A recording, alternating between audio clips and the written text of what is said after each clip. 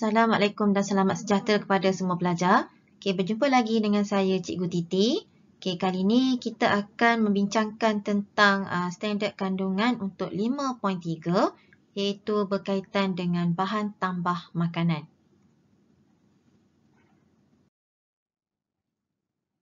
Okay, untuk standard pembelajaran pada hari ini, diharapkan murid-murid dapat yang pertama sekali menghuraikan dengan contoh jenis bahan tambah makanan. Kita nak lihat berapa jeniskah bahan tambah makanan dan apakah fungsi setiap jenisnya. Okay, yang kedua, mewajarkan penggunaan bahan tambah makanan dalam kehidupan seharian. Okay, maknanya kita nak tahulah adakah wajar atau tidak wajar dan ada kebaikan atau keburukan untuk penggunaan bahan tambah makanan. Okay, yang pertama sekali pelajar, kita perlu tahu apakah maksud bahan tambah makanan. Okay, apa tu bahan tambah makanan? Okay, jadi kat sini maksud bahan tambah makanan adalah bahan semula jadi yang digunakan ataupun bahan sintetik. Okay, sintetik ni maknanya bahan buatan manusia lah yang kita tambahkan pada makanan untuk menghalang kerosakan dan untuk ataupun memperbaiki rupa bentuk, rasa dan juga tekstur untuk makanan. Okay, maknanya bahan tambah makanan ni bahan yang ditambahkan sama ada bahan tu adalah semula jadi daripada sumber semula jadi ataupun sintetik ataupun kita kata bahan kimia lah yang kita tambahkan tujuannya kita nak halang makanan tu cepat rosak dan kita nak baiki dia punya bentuk rupa, rasa dan juga tekstur makanan supaya menjadi lebih baik. Okay. Jadi kat sini jenis bahan tambah makanan ada berapa? Macam kena tahu di sini ada 7 jenis bahan tambah makanan. Okay, yang pertama sekali adalah boleh kita lihat yang pertama kita ada pengawet. Ni pengawet.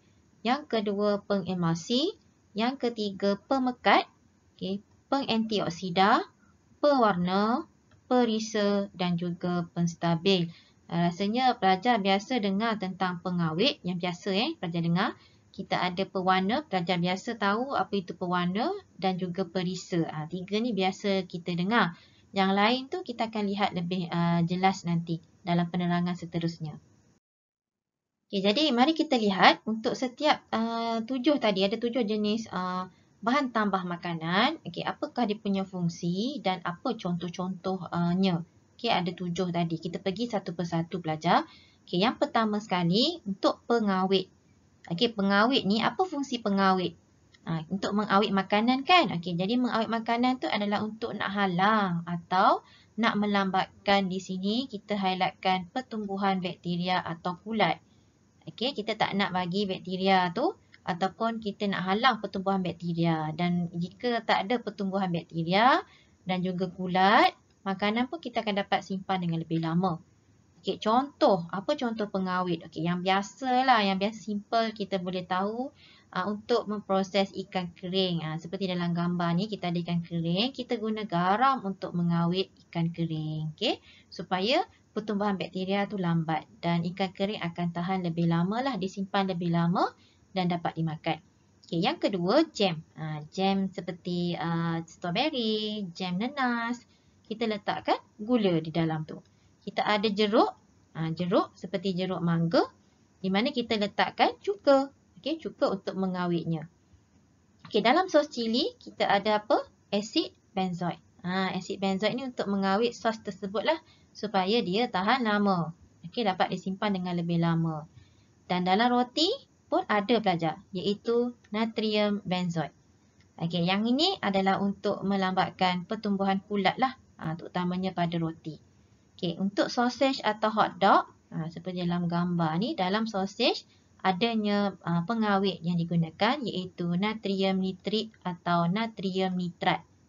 Okay, dan untuk buah-buahan kering, untuk kita packaging atau bungkus buah-buahan kering ni, okay, buah-buahan yang dikeringkan ni, kita tambahkan bahan pengawet iaitu sulfur dioksida. Okay, untuk bagi buah tu lebih tahan lama. Okay, contoh seperti kismis lah. Okay, buah kismis tu kita keringkan, tambahkan dengan sulfur dioksida untuk packagingnya. Okay, yang kedua, kita ada yang kedua, pengantioksida. Okay, antioksida ni maknanya kita tak nak bagi dia teroksida. Okey, jadi fungsinya nak lambatkanlah proses pengoksidaan dalam makanan. Yang kedua, kita nak cegah rasa tengik. Tengik ini macam bau santan yang dah basi lah. Contohlah, makanan berminyak atau berlemak, dia akan ada rasa tengik jika dia telah teroksida.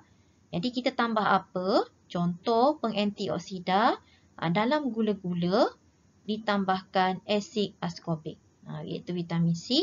Okay, untuk makanan berminyak seperti kek, kita ada kek dan juga biskut, kita ada letakkan asid sitrik sebagai bahan antioksida.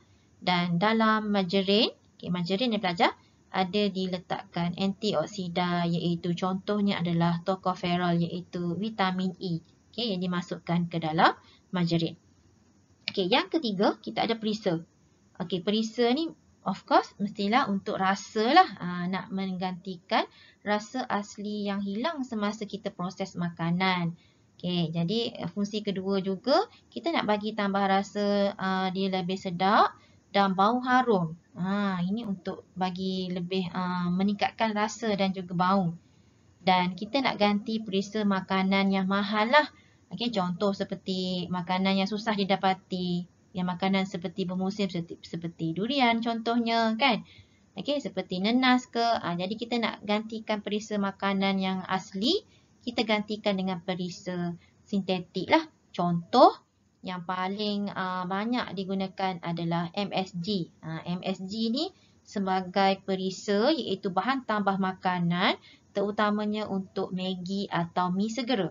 Mi segera ada dia punya perencah tu ataupun mi sendiri mengandungi MSG. Okay, kemudian yang kedua untuk pemanis kita ada aspartam. Okay, aspartam ni seperti dalam gambar rajah ni, ini adalah bahan sintetik atau bahan kimia yang digunakan untuk gantikan gula. Dia ada rasa manis juga pelajar. Okay, begitu juga dengan sorbitol dan kita ada stevia. Stevia ni rasanya pelajar pernah dengar, di mana stevia ni sebenarnya dia pemanis juga untuk ganti gula, iaitu sejenis tumbuhan spesies herba daripada bunga matahari, di mana rasanya adalah 300 kali lebih manis daripada gula. Okay, maknanya contoh letak setitik sahaja, dia dah rasa manis seperti gula. 300 kali lebih manis daripada gula yang biasa kita ambil. Okay. Kemudian untuk perisa, kita ada ester lah. Ester ni contoh untuk pearl adalah propyl ethanoate dan untuk nanas kita ada ester iaitu etil butanoate. Ini untuk bagi dia rasa seperti rasa ekstrak buah tersebut. Okay, tanpa menggunakan yang semula jadilah. Maknanya kita hasilkan melalui perisa ni daripada bahan sintetik contohnya. Okay, seterusnya pelajar, kita tengok yang keempat. Tadi ada 7 kan? Keempat kita ada penstabil. Penstabil ni maknanya dia nak stabilkan tekstur lah supaya seragam, bercampur secara sekata dan juga licin. Contohnya dalam pembuatan jam. Okay, jam kita masukkan pektin. Okay, untuk pekatkan jam seperti jam strawberry atau jam nanas. Okay, nak bagi dia nampak lebih pekat. Kemudian untuk buat jelly, kita ada agar-agar lah daripada rumpai yang digunakan untuk buat jelly. Seperti dalam gambar ni jelly.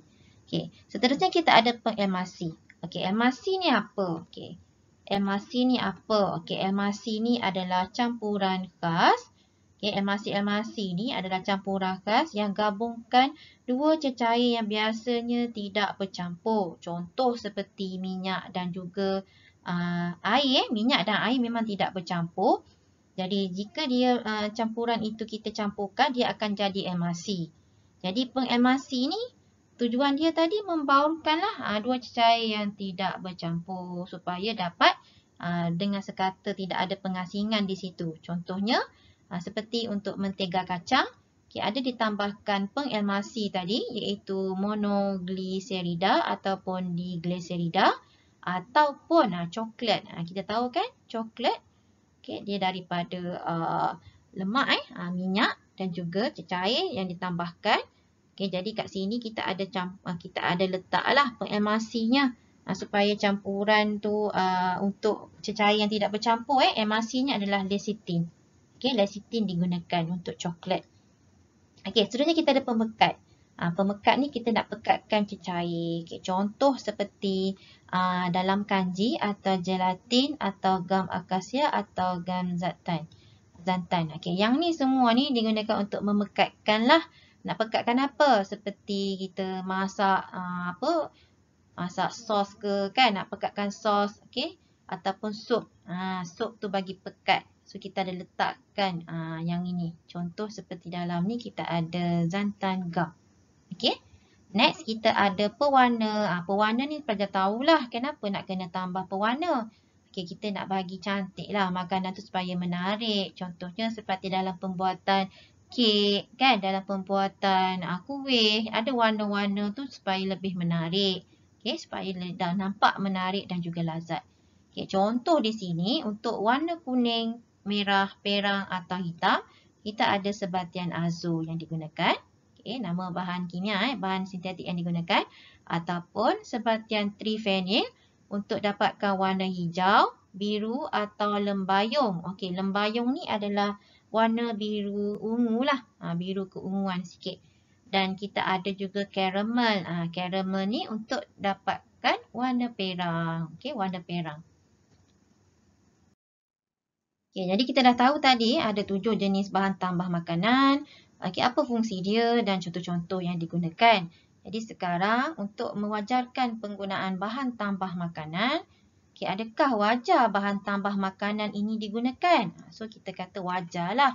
Kita jawab wajar. Okay, kenapa wajar? Kenapa perlu ada bahan tambah makanan? Di sini wajar. Kenapa bahan tambah makanan wajar digunakan? Jadi yang pertama sekali, supaya makanan kekal segar dan lebih lama lah, tahan lebih lama. Itu yang pertama. Yang kedua, okay, supaya makanan menjadi lebih menarik. Okay, rasanya lebih sedap dan tanaman dan buah-buahan bermusim dapat dinikmati sepanjang tahun. Ini kegunaan bahan tambah makanan. Okay, manakala kalau kita kata dia tidak wajar, okay, untuk keburukan lah, adalah keburukan bahan tambah makanan. Okay, dari segi kesan buruknya, bahan tambah makanan ni kalau kita ambil berlebihan. Dia kata tak adalah kata tak bagus kalau ambil kan. Tapi secara berlebihan, apa yang boleh jadi? Apa kesan dia? Jadi kesan dia boleh menyebabkan alahan. Okay, bergantung kepada pengambilan lah. Okay, gangguan saraf, kanser, okay, asma, ruam dan hyperaktif pada kanak-kanak terutamanya. Kita tahu bahawa kanak-kanak ni kalau pengambilan gula yang lebih tinggi ataupun kita kata kita ada MSG, terlalu banyak MSG boleh menyebabkan hyperaktif kepada kanak-kanak. Okay, jadi pelajar, hari ni kita dah bincangkan 5.3 tadi berkaitan bahan tambah makanan. Okay, jadi sebenarnya ada 7 tadi kan. Okay, cuba jawab uji diri 5.3. Okay, jawab nombor 1 dan juga nombor 2. Okay, selamat menjawab. Okay, terima kasih. Kita jumpa lagi dalam pelajaran yang akan datang.